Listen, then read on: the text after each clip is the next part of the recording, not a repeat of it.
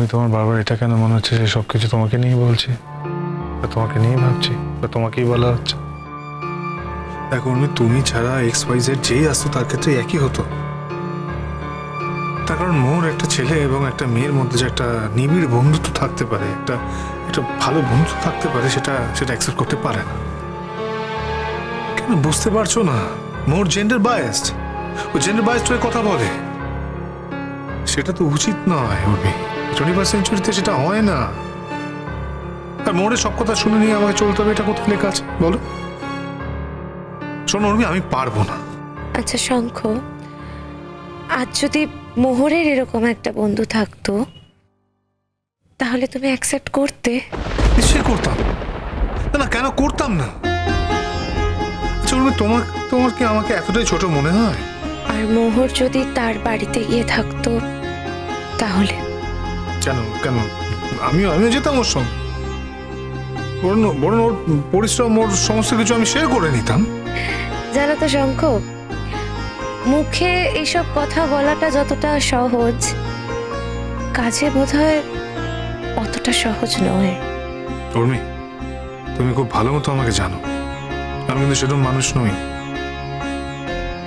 মুখে এক বলবো আর কাজে আরেক করবো, সেরকম কিন্তু আমি নই। এটা আমি করতে পারবো না রাতে। চলো উর্মি, হ্যাঁ তোমার কি ঘুম পাচ্ছে? মাঝে মাঝে একটু ঘুম পেয়ে যাচ্ছে গো। কি করে যেরকম একটা অসুখ বাগালে, কাণ্ড বাগালে, আমি জাস্ট কিছু বুঝতে পারছি না। কি জানি কি করে হয়ে গেল। নিজের ইচ্ছায় কি আর হয় বলো? অসুখ তো আর নিজের ইচ্ছায় হয় না, কারোর হাতে থাকে না, কি বলো? আচ্ছা বলছি, সকালে কি খেয়েছো? তোমার সকালে যে সিস্টার দিদি, উনি কোথায়? সিস্টার স্নানে গেছে মনে হয়। ওখান থেকে ওই রান্নাঘরের দিকে হবে হয়তো, ঠিক বলতে পারবো না। ও ঠিক আছে, আমি দেখছি, দাঁড়াও। শঙ্খ, কি হলো? একটু বসো না। আরে আমি তো থাকবো বলেই এসছি, বসো না আবার কি? খাবার টাবার গুলো দেখতে হবে তো, দেখি কি হলো না হলো। সারা জীবন ধরেই এই মানুষটাকে আমি ভালোবেসেছি, এই একটা মানুষকে। যত ভালোবেসেছি তত দূরে সরে থেকেছি, কারণ তুমি আমাকে কখনো সেই চোখে দেখোইনি। প্রত্যেক দিন ভাবতাম যে তুমি আজ আমাকে বলবে। এইভাবে 5টা বছর কেটে গেছে, তুমি বলনি।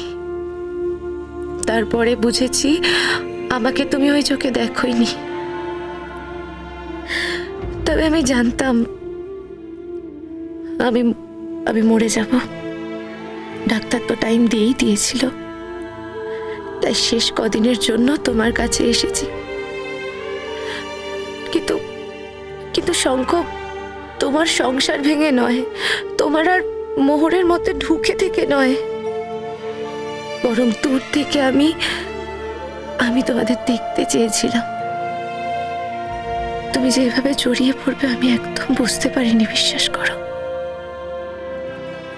অবশ্য তুমি বরাবরই রেসপন্সিবল। উর্মি, কি হলো? ছোট প্রশ্ন করেছি, উত্তর দিতে এতক্ষণ লাগছে? হ্যাঁ, কি বললে? দেখেছো, আমার কথায় মন নেই তোমার। সকলে কি করছে টুচ্ছে একটু দেখে নি। যেও না শঙ্খ। হ্যাঁ বলছি, যেও না, ওরাই করে নিতে পারবে। বসো না একটু।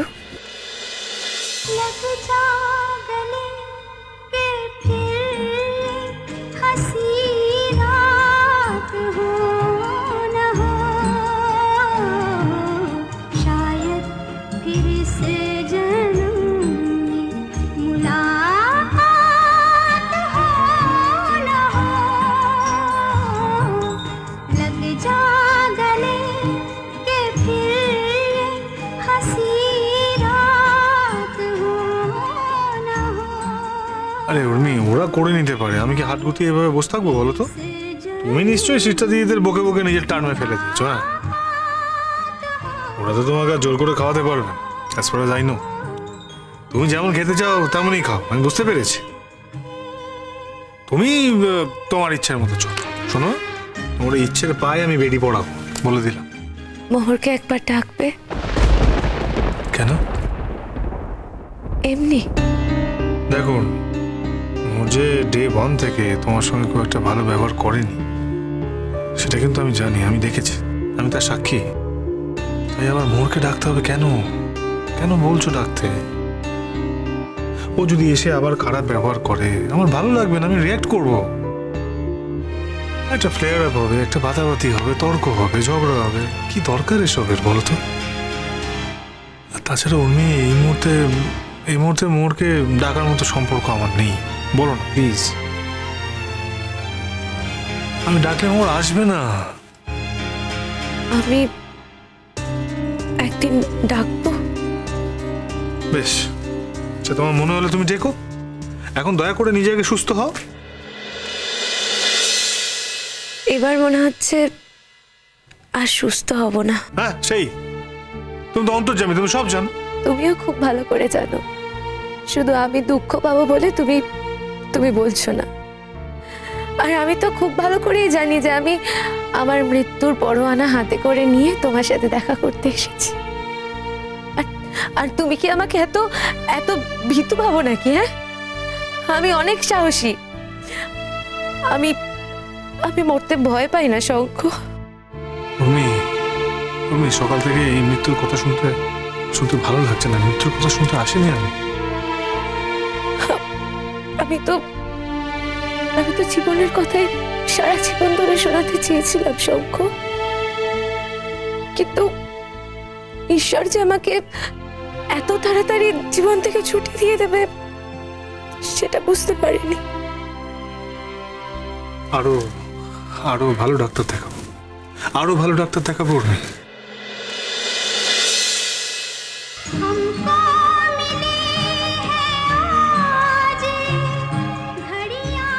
তুমি তো জানো শঙ্খ, আমি পৃথিবীর বেস্ট ডক্টরদের ট্রিটমেন্ট পেয়েছি। আর কোন ভালো ডক্টর দিয়ে তুমি আমার ট্রিটমেন্ট করাবে বলো তো? শঙ্খ, তুমি কেন আমাকে মিথ্যা আশা দেখাচ্ছ বলো তো? কেনই বা তুমি নিজেও মিথ্যা আশার মধ্যে থাকছো? তুমি তো এরকম মানুষ নয় শঙ্খ। এটা আমি কিছুতেই অ্যাকসেপ্ট করতে পারছি না। এটা হতে পারে না। তোমার মধ্যে একটা প্রাণ চঞ্চল প্রাণবন্ত মেয়ে এভাবে এত তাড়াতাড়ি পৃথিবী থেকে হারিয়ে যেতে পারে না। উর্মি এভাবে পারে না। কে বললো হারিয়ে যাব? মানুষ হারায়, মানুষ চলে যায়, কিন্তু মানুষের মধ্যে যে প্রাণ শক্তিটুকু থাকে সেটা অন্যদের মধ্যে দিয়ে যায়। আর আমি আমার প্রাণ শক্তিটুকু পৃথিবীর মধ্যে ছড়িয়ে দিয়ে যাব। আর আমাকে তুমি কখনো ভুলতেই পারবে না। যেই ফর্মেই ভাবো না কেন, যে অ্যাসপেক্টেই ভাবো না কেন, আমাকে ভোলা যাবে না। আমাকে মনে তোমাকে রাখতেই হবে। তুই কি বলছো বলো তো?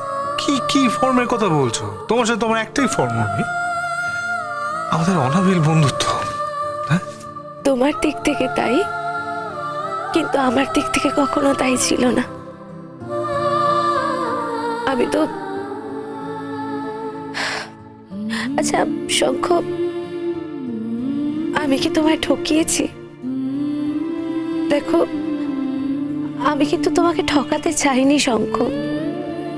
বিশ্বাস করো, আমি তোমাকে ঠকাতে চাইনি।